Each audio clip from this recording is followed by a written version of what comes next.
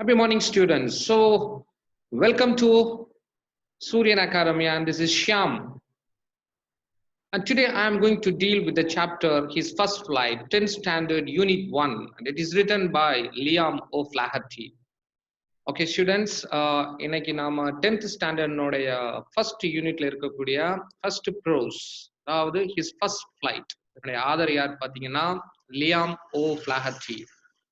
அப்புறம் ஒரு முக்கியமான விஷயம் டியர் ஸ்டூடெண்ட்ஸ், இப்போ நம்ம ஒரு சாப்டர் படிக்கிறோம் அப்படின்னா அந்த சாப்டர் படிக்கிறதுக்கு முன்னாடி ரொம்ப ரொம்ப இம்பார்ட்டன்டான ஒரு விஷயம் என்ன பார்த்தீங்கன்னா, நம்ம அந்த சாப்டர் எழுதின அந்த ஆதர் அவரை பத்தி நாம கொஞ்சம் தெரிஞ்சுக்கணும். அதுக்கப்புறம் இந்த சாப்டர்ல என்னெல்லாம் டிஃபிகல்ட் வெக்காபுலரிஸ் வரும் அப்படிங்கிறதையும் நம்ம தெரிஞ்சுக்கணும். அந்த வெக்காபுலரிஸ்னுடைய மீனிங்ஸும் நம்ம தெரிஞ்சுக்கிட்டோம் அப்படின்னா, நம்ம இந்த சாப்டர் வாசிச்சுக்கிட்டு அப்படியே கதை சொல்லிக்கிட்டு போகும்போது நமக்கு அது ரொம்ப ஈஸியா அண்டர்ஸ்டாண்ட் ஆகும். ஓகே, வாங்க நாம இப்ப ஃபர்ஸ்ட் ஆதரை பத்தி தெரிஞ்சுக்கிட்டு அதுக்கப்புறம் கிளாசரி போயிட்டு நெக்ஸ்ட் நம்ம சாப்டருக்கு வரலாம். This is a very interesting chapter.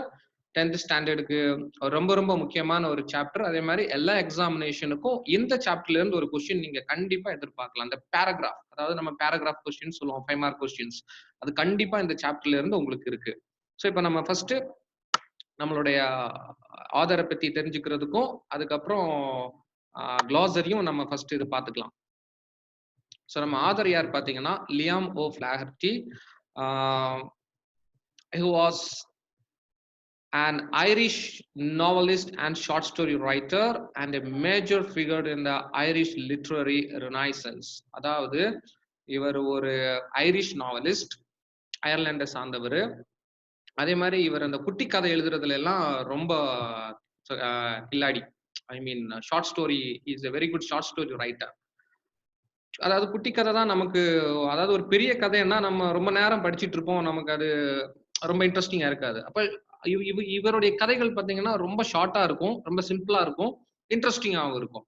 So அதே மாதிரி ஷார்ட் ஸ்டோரி ரைட்டர் மட்டும் இல்ல, எ மேஜர் ஃபிகர் இன் த ஐரிஷ் லிட்ரரி ரினைசன்ஸ். அதாவது இந்த ஐரிஷினுடைய ரினைசன்ஸ்ல இவர் ஒரு முக்கிய பங்கு வகித்தவர். அதாவது எழுத்துல இவர் ஒரு முக்கிய பங்கு வகித்தவர் அப்படின்னு நம்ம சொல்லிக்கலாம்.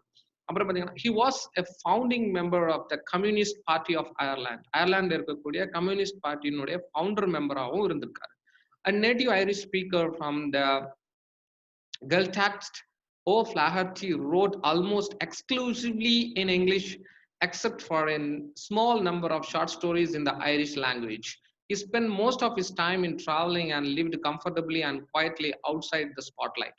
ஸோ இவர் பார்த்தீங்கன்னா அங்க இங்கிலீஷ்ல வந்து அந்த அவருடைய நேட்டிவ், அவர் அதாவது ஐரிஷ் ஸ்பீக்கரா இருந்தாலுமே அவருடைய இங்கிலீஷ் ரைட்டிங் ரொம்பவே எக்ஸ்க்ளூசிவா இருக்கும் அப்படின்னு சொல்லியிருக்காங்க.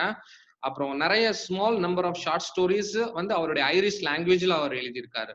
அப்புறம் அவருடைய மோஸ்ட் ஆஃப் த டைம் அவர் எங்க ஸ்பெண்ட் பண்ணியிருக்காரு பார்த்தீங்கன்னா by travelling and lived comfortably and quietly outside the spotlight. இப்போ அது அந்த பார்த்தீங்கன்னா அவர் வந்து ரொம்ப டிராவலிங் பண்றது அவருக்கு ரொம்ப பிடிக்கும். அவருடைய லைஃபை எப்படி போச்சு பார்த்தீங்கன்னா டிராவலிங் பண்றதுலயே அவருடைய டைம் ஸ்பெண்ட் ஆயிடுச்சு. ஸோ இவ்வளவுதான் நம்மளுடைய லியாம் ஓ ஃபிளாஹர்டியை பத்தி இந்த எக்ஸ்பிளைன் பண்ணியிருக்காங்க, எங்க ஆதரை பத்தி சொல்லியிருக்காங்க.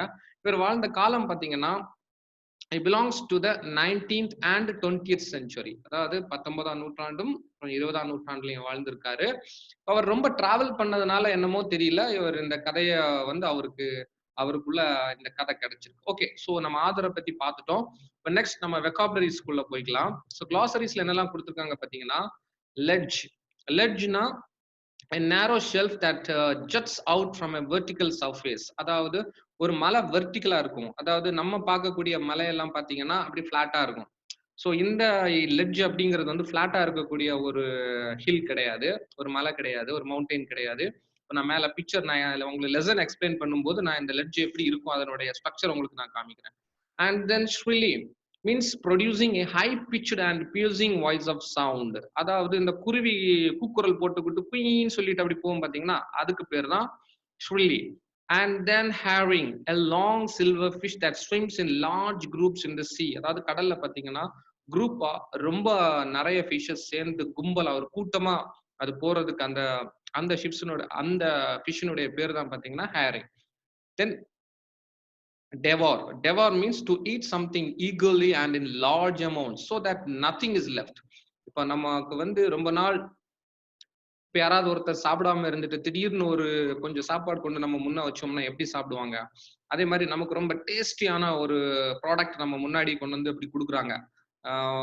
அது அப்படியே வாங்கி அப்படியே நம்ம ஒத்தையில சாப்பிடுவோம் பார்த்தீங்களா? யாருக்குமே குடுக்க மாட்டோம். ஒரு சின்ன பிளேட்ல கொஞ்சோண்டு கொண்டு வருவாங்க.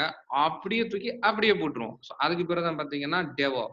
ஒரு டேஸ்டியான ஒரு ஃபுட் நமக்கு கிடைக்கும்போது, அத எப்படி நம்ம லவக் அப்படின்னு சாப்பிடுறோமோ, அதுக்கு பேரு தான் டெவோ. Now cackle, a sharp broken noise or cry of a hen, goose or seagull. சீகல்னா நம்ம கடல் பகுதியில வாழக்கூடிய ஒரு பறவையினுடைய பேர் தான் இந்த சீகல். இந்த சீகல பத்தி தான் நம்ம இந்த சாப்டர்ல குடுத்துருக்காங்க. அப்புறம் a sharp broken noise, அதாவது சின்ன கூக்குரல் மாரி போடுறது. கீ கீ கீ கீ அப்படின்னு இந்த சின்ன சிட்டுக்குருவி எல்லாம் சத்தம் போடும் பார்த்தீங்களா? நம்ம வீட்டு பக்கத்துல மரத்துல உட்கார்ந்துட்டு. அதுக்கு பேரு தான் cackle. Then mackerel, a sea fish with a strong taste often used as food. இப்ப இந்த மேக்கரல் பார்த்தீங்கன்னா, இது கடல் வகை ஒரு மீன். அப்புறம் இது ரொம்ப டேஸ்ட்டா இருக்கும். அது யார் சாப்பிடுறதுக்கும் சரி. இப்போ நாம சாப்பிட்டாலும் இது வந்து இந்த மேக்கரல் அப்படிங்கிற ஃபிஷ் வந்து ரொம்ப டேஸ்ட்டா இருக்கும். And that fish is also used as food for human being, not only for human but also for the birds. பறவைகளும் மனிதர்களும் இந்த மேக்கரல் ஃபிஷ்ஷை வந்து ஃபுட்டா யூஸ் பண்ணிக்கிறாங்க. ஃபுட்டா வந்து நமக்கு அது யூஸ் ஆகுது. பார்த்தீங்கன்னா, நமக்கு இந்த திமிங்கலம், அதாவது வேல் ஃபிஷ்ன்னு சொல்லுவாங்க. இதெல்லாம் நம்ம ஃபுட்டா யூஸ் பண்ண முடியாது.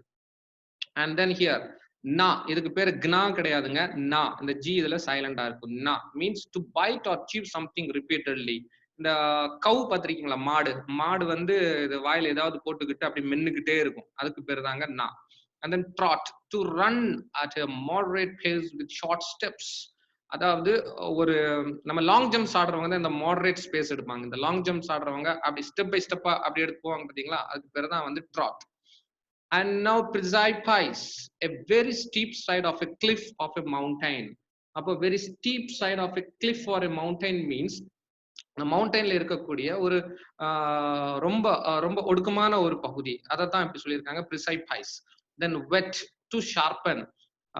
அதாவது நம்ம அந்த வீட்டுல வந்து கத்தி எடுப்போம். அந்த கத்தி எடுத்துட்டு ஏதாவது நமக்கு சரியா அது வெட்ட முடியல அப்படின்னு சொன்னா அதை கொஞ்சம் ஷார்ப் பண்ணுவோம். ஓகே. அதே மாதிரி தான் இந்த பறவைகள் சில நேரத்துல தன்னுடைய பீக், அதாவது தன்னுடைய அந்த கொம்பு, அந்த வாய் கொம்பை வந்து நீங்க காக்காவெல்லாம் பாத்தீங்கன்னா தெரியும். அது ஏதாச்சும் சாப்பிட்டுக்கிட்டு தன்னுடைய பீக்கை எப்படி கிளீன் பண்ணும்னா, எங்கேயாவது அது உராசி அதனுடைய பீக்கை வந்து அது கிளீன் பண்ணும். That is termed as wet. And now preening, cleaning feathers with beak. அதாவது the bird is cleaning its feathers with beak. தன்னுடைய வாய் கொம்ப வச்சு அதனுடைய இறகுகளை சுத்தம் செய்வதற்கு பேர் தான் preening. It is just cleaning its feathers with the beak. Then plaintively, sadly, calling in a sad way. Plaintively means ரொம்ப சோகமா துக்கமா கூப்பிடுறதுக்கு பேர் தான் plaintively. Then swoop, to move very quickly and easily through the air. அதாவது இந்த காத்துக்குள்ள அப்படி ஸ்வங்கின ரொம்ப வேகமா ரொம்ப டேர்ன் பண்ணி சடக் சடக் சடக் அப்படி ரொம்ப ஒரு ஃபிளைட் மாதிரி ரொம்ப வேகமா ஒரு ராக்கெட் மாதிரி அப்படி அந்த பறக்கிறதுக்கு பேர் தான் ஸ்வூப். beckoning, making a gesture with the hand or head to encourage someone to approach or follow. To make a gesture with the hand or head to encourage someone to approach or follow. beckoningனா நம்ம okay, நான் முன்னாடி போறேன், நீ பின்னாடி வா அப்படின்னு சொல்லிட்டு gesture பண்றது. Gesture means showing some sign. ஏதாச்சும் ஒரு சிம்பிள் இது பண்றது. ஓகே, நீ வா, நான் முன்னாடி போறேன், நீ பின்னாடி வா அப்படின்னு சொல்லிட்டு நம்ம தலையசைச்சு நம்ம ஒரு சிம்பிள் கொடுக்குறோம் பாத்தீங்களா? அந்த ஒரு மூமெண்ட்டுக்கு பேர் தான் gesture with hand R head. நம்ம தலை வச்சு நம்ம சிம்பிள் கொடுத்தாலும் சரி, இல்ல ஹேண்ட் வச்சு நம்ம சைகை காமிச்சு ஓகே நீ வா அப்படின்னு சொல்லிட்டு நம்ம இதை காமிக்கிறது. அதுக்கு ரெண்டுக்கும் பேர் தான் பாத்தீங்கன்னா பேக்கனிங். ஓகே, நம்ம இப்போ இவ்வளவுதான் இந்த சாப்டர்ல கொடுத்துருக்கக்கூடிய vocabularies. And now let us enter into the chapter. இந்த சாப்டர்ல ஃபர்ஸ்ட் என்ன ஆகுது பாத்தீங்கன்னா, இப்ப நம்ம அந்த பறவையோட பேர் பார்த்தோம். இந்த பறவையோட பேர் என்ன பாத்தீங்கன்னா சீகல்.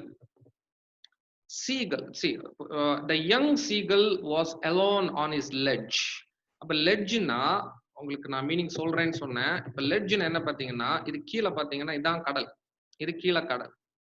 இந்த கடலுக்கு நடுகாப்புல இங்க பாருங்க, இதுதான் ஹில், அதாவது நம்ம மலைன்னு சொல்லுவோம் ஹில். இப்போ இங்க பாருங்க மேல ஒரு சீகல் நிக்குது. இதுதான் அந்த குட்டி சீகல். இங்க மேல நின்னுகிட்டு அப்படியே கீழ பாக்குது. கீழ இது வந்து அந்த அந்த கிரவுண்ட்ல. இது கீழ பார்த்தீங்கன்னா, இங்க வேற சீகல்ஸ் எல்லாம் இருக்கு. இந்த சீகல்ஸ்ல ஒண்ணு இதனுடைய அம்மா, அதுக்கப்புறம் மத்ததெல்லாம் பிரதர்ஸ். அவங்க எல்லாம் கீழ இருக்காங்க. இது மேல இருக்கு. இப்ப லெட்ஜ்ன்னா என்ன பார்த்தீங்கன்னா, இப்ப இது இந்த பிளேஸ்க்கு கீழ பார்த்தீங்கன்னா, அந்த சின்ன சின்ன ஹோல் மாரி தெரியுதுங்களா? இதுக்குள்ள தான் இதனுடைய வீடு. இப்ப இது மேல இந்த எண்டுல நிக்குது. சோ இந்த எண்டிங்க்கு இந்த இந்த ஏரியாக்கு பேரு தான் பார்த்தீங்கன்னா, லெட்ஜ். இந்த ஏரியாவுல இந்த கம்ப்ளீட் ஏரியாவுடைய பேர் தான் லெட்ஜ். நம்ம எட்ஜ்ன்னு சொல்லுவோம். பட் அது கூட ஒரு எல்ல கூட சேர்த்துக்கணும். லெட்ஜ் அவ்வளோ. So nothing so different from that. So that's a ledge. The young seagull was alone on his ledge. இப்ப அந்த young seal மட்டும் தனியா இருக்குது. His two brothers and his sisters had already flown away the day before. அப்போ ஒரு நாள் முன்னாடியே அதனுடைய சகோதரிகளும் சகோதரர்களும் தாயார் கூட அப்படியே பறந்து போயிட்டாங்க. He had been afraid to fly with them. இப்ப நம்மளுடைய இந்த சீகளுக்கு பார்த்தீங்கன்னா, அவங்க கூட பறக்கிறதுக்கு ரொம்ப பயமா இருந்துச்சு. Somehow when he had taken a little run forward to the brink of the ledge and attempted to flap his wings, he became afraid. அவங்க பறந்து போகும்போது இதுக்கு அந்த எட்ஜ்ல வந்து இதுவும் பறக்கணும்னு நினைக்கும்போது ரொம்ப பயப்பட்டுருச்சு.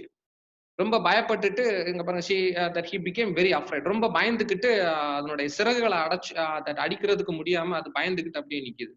The great expanse of sea stretched down beneath, and it was such a long way down, miles down. இப்ப இது எத பார்த்து பயப்படுது பார்த்தீங்கன்னா, இப்ப நம்ம ஒரு இடத்துல நின்னுட்டு பார்க்கிறோம். கடல் எப்படி இருக்கும்? விசாலமா ரொம்ப பெருசா இருக்கும். அப்போ இது இந்த உலகத்துல இது வந்து பிறந்து வரக்கூடிய சின்ன குருவி இல்ல. இப்ப இது முதல் முதலா அப்படி ஒரு பெரிய ஒரு ஏரியாவ பார்க்கும்போது அது பயந்துருச்சு. அது மட்டும் இல்ல, இது ரொம்ப ஹைட்ல இருந்துகிட்டு அது பார்க்கிறதுனால, அந்த பெரிய ஒரு அந்த ஒரு அட்மாஸ்பியர பார்த்து அது ரொம்ப பயந்துருச்சு. அதனாலயே அதுக்கு ஆ அதனால பறக்க முடியல. இப்ப வந்து சிலர் சொல்லுவாங்க பாருங்க, மனிதனுடைய முதல் எதிரியே வந்து பயம் அப்படின்னு சொல்லிட்டு. அந்த பயம் வந்து இப்ப இந்த சின்ன குருவிக்கு இருக்கு. இந்த சின்ன சீகளுக்கு இருக்கு. He felt certain that his wings would never support him. ஏதோ இன்னும் பாருங்க, இது வந்து என்ன நினைச்சுட்டு அப்படின்னா, இந்த சிறகுகள் எனக்கு பறக்கிறதுக்கு ஒரு வேளை சப்போர்ட் பண்ணலைன்னா என்ன பண்றது? நான் கீழ விழுந்துருவேனே அப்படிங்கிறது மாரி பயப்படுது. So he bent his head and ran away back to the little hole under the ledge where he slept at night. அப்ப அதனால இது என்ன பண்ணுச்சுன்னா, என்னுடைய சிறகுகள் எனக்கு ஹெல்ப் பண்ணாது அப்படின்னு சொல்லிட்டு பயந்துகிட்டு திரும்ப அது பறக்காம அதனுடைய ஹோல், அதாவது அதனுடைய வீட்டுக்குள்ளேயே போய் லாஸ்ட் நைட் போன நைட் அது எங்க தூங்கிச்சோ அங்கேயே போய் பயந்து அப்படியே ஒதுங்கி இருந்துருச்சு. இந்த நெக்ஸ்ட் என்ன வருது பாத்தீங்கன்னா, even when each of his brothers and his little sisters whose wings never far shorter than his own, even when each of his brothers wing okay, even when each of his brothers and his little sisters whose wings were far shorter than his own ran to the brink, flapped their wings and flew away, he failed to muster up courage to take that plunge which appeared to him so desperate. என்னாச்சு பாத்தீங்கன்னா, என்னுடைய brothers வந்து அப்படி ஹாயா அப்படியே அந்த எட்ஜ்ல வராங்க, டக்குன்னு தன்னுடைய சிறகுகளை அடிக்கிறாங்க. சோ ஃபிளாப்டு தேர் விங்ஸ், அப்படியே சிறகுகளை அடிச்சுட்டு அப்படி டக்குன்னு பறந்து அப்படியே ஜம்முன்னு போயிடுறாங்க. ஆனா இதுக்கு என்ன ஆகுது பாத்தீங்கன்னா, இது என்ன நினைச்சிட்டு இருக்குன்னா, for him it is so desperate. Desperate means impossible. So the word desperate is very important. So desperate means impossible. அப்போ அதுங்க செஞ்சுட்டு போறது வந்து என்னால இம்பாசிபிள், என்னால முடியாது அப்படின்னு சொல்லிக்கிட்டு இந்த சீக்கள் நினைச்சிருச்சு. His father and mother had come around calling him shrilly, scolding him, threatening to him to let him starve on his ledge unless he flew away. இப்ப இது என்ன பண்றாங்க, அவங்க அதனுடைய அப்பாவும் அம்மாவும் அப்படியே அதை சுத்தி சுத்தி பறந்து வந்து சொல்றாங்க. அப்படியே that shrilly means already நம்ம மீனிங் என்னன்னு பார்த்தோம். Producing a high pitched sound. அதாவது அவங்க கத்தி சொல்றாங்க, நீ ஒழுங்கா பறந்து இவங்கள மாதிரி வந்துரு, இல்லைன்னு சொன்னா நீ இங்கேயே இருந்து நீ வந்து அப்படியே பட்னி இருந்து செத்துருவ. இது பாருங்க, இது சொல்றாங்க. His father and mother had come around calling to him shrilly, scolding him, scolding, அத வந்து திட்டுறாங்க. Then threatening him to let him starve. So threatening means அத பயமுறுத்துறாதுங்க. Starve means நீ பட்னியே இருந்துருவ, அதுக்கப்புறம் நீ இல்லாம போயிருவ on his ledge unless he flew away. நீ பறக்கலைன்னா உனக்கு இதெல்லாம் நடக்கும் அப்படின்னு சொல்லிட்டு சொல்லி பயமுறுத்துறாங்க. But for the life of him he could not move. ஆனா இதுக்கு என்ன நினைக்குது பாத்தீங்கன்னா, நான் பறந்தேன்னா தான் இப்போ நான் வந்து செத்து போயிருவேன் அப்படின்னு சொல்லிக்கிட்டு, for his life he could not move. அதனுடைய உயிருக்காக அது வந்து மூவ் ஆகுறதுக்கு அது பயப்பட்டுட்டு இருக்கு. That was 24 hours ago. Since then, nobody had come near him the day before. All day long, he had watched his parents flying about with his brothers and sisters, perfecting them in the art of flight, teaching them how to skim the waves and how to dive for fish. அப்போ 24 hours ஒரு நாள் ஃபுல்லாவே அவங்க அப்பா அம்மா யாருமே இங்க இதனுடைய கூட்டுக்கு வரல. இது மட்டுமே தனியா நின்னு பார்த்துட்டு இருக்கு. அப்போ அவங்க அப்பா அம்மா என்ன பண்றாங்க அப்படின்னா, இதனுடைய சகோதரிகள் வந்து முந்தின நாள் பறந்து போனாங்கல்ல, அவங்களுக்கு எப்படி பறக்கிறது? அப்புறம் இந்த காத்து இப்ப கடல் சைடு பார்த்தீங்கன்னா, காத்து ரொம்ப வேகமா இருக்கும். The wind will be so strong and very high. அப்ப அந்த விண்ட அப்படி ஃப்ளாட் பண்ணி எப்படி போறது? அத அப்படி கட் பண்ணி அந்த விண்ட் எல்லாம் கட் பண்ணி அதுல எப்படி நம்ம இது பறக்கிறது அப்படின்னா, த ஆர்ட் ஆஃப் ஃப்ளையிங் அதுக்கு வந்து டீச் பண்ணி குடுக்குறாங்க அதனுடைய பேரண்ட்ஸ். அதே மாரி நம்ம கடல்ல போய் டைவ் பண்ணி எப்படி நம்ம ஃபிஷ்ஷ வந்து வேட்டையாடுறது, இது எல்லாமே அதனுடைய அப்பா, அம்மா அதுக்கு கத்துக் குடுக்குறாங்க. And now he had in fact seen his older brother catch his first herring and devour it. அப்போ அத பார்த்துக்கிட்டே இருக்கும்போது அதனுடைய ஒரு சகோதரர் என்ன பண்றாரு அப்படி பார்த்தீங்கன்னா, ஹேரிங்கினுடைய நம்ம மீனிங் என்னன்னு பார்த்தோம்னா, a long silver fish that swims in large groups in the sea. அதாவது கூட்டம் கூட்டமா கடல்ல அப்படியே நீந்திக்கிட்டு போகக்கூடிய ஒரு மீன் தான் இந்த ஹேரிங். அப்போ அப்படி அந்த கூட்டமா போய்கிட்டு இருந்த அந்த அந்த அந்த கூட்டத்துல இருந்த ஒரு மீன தன்னுடைய சகோதரர் டக்குன்னு டைவ் பண்ணி அதுல ஒன்ன புடிச்சு அண்ட் டெவர் இட்னா நாம என்னன்னு பார்த்தோம். நமக்கு கிடைக்காத ஒரு விஷயம் டப்புன்னு கிடைக்கும் போது நம்ம அதை முழுசா ஒரே அமுக்கா லபக்குன்னு நம்ம சாப்பிடுறது மாதிரி அந்த பிரதர் அது புடிச்சிச்சு, டபக்குன்னு அதை சாப்பிட்டுச்சு. Standing on a rock while his parents circled around rising a proud cackle. அப்போ அது கீழ அதனுடைய சகோதரர் அந்த மீன் பிடிச்சத பார்த்துக்கிட்டு இந்த பேரண்ட்ஸும் மத்த சீகல்ஸும் என்ன பண்ணுச்சுன்னா, மேல அப்படியே சுத்தி அத வந்து அப்ரிஷியேட் பண்ணாங்க. ப்ரவுட் கேக்கிள்னு அப்ரிஷியேட் பண்ணக்கூடிய ஒரு சப்தம். அது மாதிரி நம்ம கேக்கிள்னாலும் என்னன்னு பார்த்தோம். So cackle means a sharp broken noise or cry of hen, goose or seagull. இப்போ நம்ம வீட்ல எல்லாம் நம்ம இந்த கோழி எல்லாம் ரொம்ப சத்தமா போடும் பாத்தீங்களா, அந்த மாதிரி ஒரு சத்தம். இது வந்து இப்ப இங்க கொடுக்கக்கூடிய சத்தம் என்ன பாத்தீங்கன்னா, ஹாப்பினஸ்ல கொடுக்கக்கூடிய ஒரு சத்தம். ஏய் நீ புடிச்சிட்ட, மீன் புடிச்சிட்ட அப்படின்னு சொல்லிட்டு கங்க்ராட்ஸ் பண்றது. இப்ப இவங்க எல்லாருமே சேர்ந்து அந்த சகோதரர் அந்த மீன் பிடிச்சதை பார்த்து எல்லாம் கங்க்ராச்சுலேட் பண்றாங்க. And all the morning the whole family had walked about on the big plateau midway down the opposite cliff, laughing at his cowardice. என்ன பாத்தீங்கன்னா, அண்ட் ஆல் த மார்னிங் இப்போ அடுத்த நாள் காலையில என்ன பார்த்தோம்னா, ஹோல் ஃபேமிலி எல்லாம் அந்த மொத்த ஃபேமிலியும் குரூப்பா சேர்ந்து அந்த பிளாட்டியூல அப்படியே அவங்க அப்படியே போயிட்டு இருக்காங்க. போயிட்டு என்ன பண்றாங்க பாத்தீங்கன்னா, இந்த பறக்காத்த இந்த சீக்கிள் இருக்கு பாத்தீங்களா, அதனுடைய அத முட்டாள்னு சொல்லி அதனுடைய முட்டாள்தனத்தை அப்படின்னு சொல்லிட்டு அத வந்து முட்டாள்னு சொல்லி அதை பார்த்து எல்லாரும் சிரிக்கிறாங்க. ஏ முட்டாள், உன்னால பறக்க முடியலையே, பாரு நாங்க சாப்பிட போறோம், நாங்க அடுத்து பறக்க போறோம் அப்படின்னு சொல்லிட்டு அதை வந்து டீஸ் பண்றாங்க. ஸோ அதனுடைய முட்டாள்தனத்தை பார்த்து அவங்க எல்லாருமே சேர்ந்து சிரிக்கிறாங்க. The sun was now ascending the sky, blazing warmly on his lids that faced the south. He felt the heat because he had not eaten since the previous nightfall. Then he had found a dried piece of mackerels. Okay, இப்போ என்னாச்சு பாத்தீங்கன்னா, the sun was now ascending the sky. இப்போ Sun வந்து கொஞ்சம் கொஞ்சமா கீழே இறங்கி அப்படி போயிட்டு இருக்கு. blazing warmly on his ledge that faced the south. He felt the heat because he had not eaten since the previous nightfall. போன நைட்ல இருந்து அது எதுவும் சாப்பிடாததுனால அது ரொம்ப டயர்டா ஃபீல் பண்ணிச்சு. அதுக்கப்புறம் பாத்தீங்கன்னா, அந்த வெயிலினுடைய சூடு இதுக்கு அதிகமாகவே தாக்குறது மாதிரி அதுக்கு இருந்துச்சு. ஸோ ஈவினிங் டைம்னா நமக்கு எப்படி இருக்கும் பாத்தீங்கன்னா, நமக்கு ரொம்ப ஜில்னஸா இருக்கும். ஆனா இதுக்கு எப்படி இருக்கு பாத்தீங்கன்னா, ரொம்ப ஹீட்டாவே இருக்கு. ஏன்னா அது அதனுடைய முன்ன நாள் நைட்ல இருந்து அது எதுவுமே சாப்பிடல. So so these are the things. The beginning of the chapter is first flight, and I'm completing the first part here, dear students. So the continuation will be in the second part, and don't forget to subscribe the channel. Please subscribe it and come for the second part to continue the chapter. Thank you and have a good day.